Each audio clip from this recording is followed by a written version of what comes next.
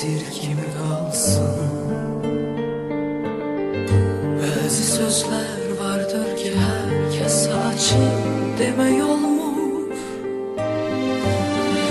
Odur ki sen de soruşma, sebebini söylemerem. Onsuz da söylesem artık hiç bunların manası yok. Gel bunları biz unutak bir defelik.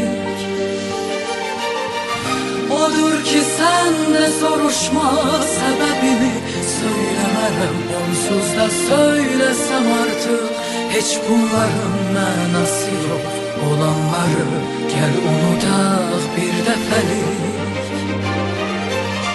İstersen kalbimden silim acıları, İstersen bəxşedim sana dünyaları, İstersen ben de unudum varlığımı sana göre. Yeter ki o gamlı gözler yine gülsün, ötüp geçen hoş günlerim ya da düşsün. Ben de bakın gam kederi tez unudum sana göre.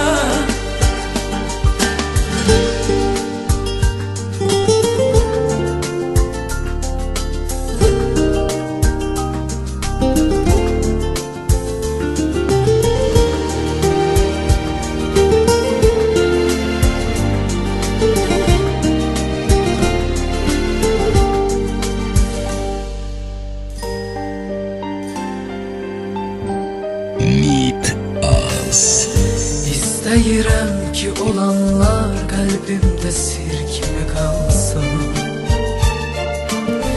Bazı sözler vardır ki herkese açık demək olmuş.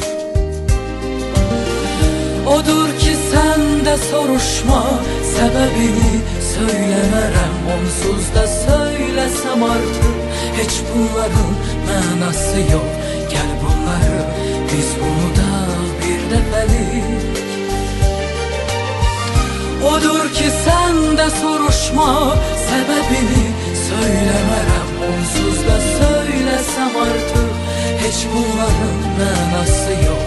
Gel bunları biz unutak bir defelik. İstersen kalbimden silim acıları, İstersen bəxşedim sana dünyaları, İstersen ben de unudum varlığımı sana göre. Yeter ki o gamlı gözler yine gülsün, ötüp geçen hoş günlerim ya da düşsün. Ben de bakın gam kederi tez unudum sana göre. İstersen kalbimden silin acıları, İstersen bəxşedim sana dünyaları, İstersen ben de unudum varlığımı sana göre. Yeter ki o gamlı gözler yine gülsün,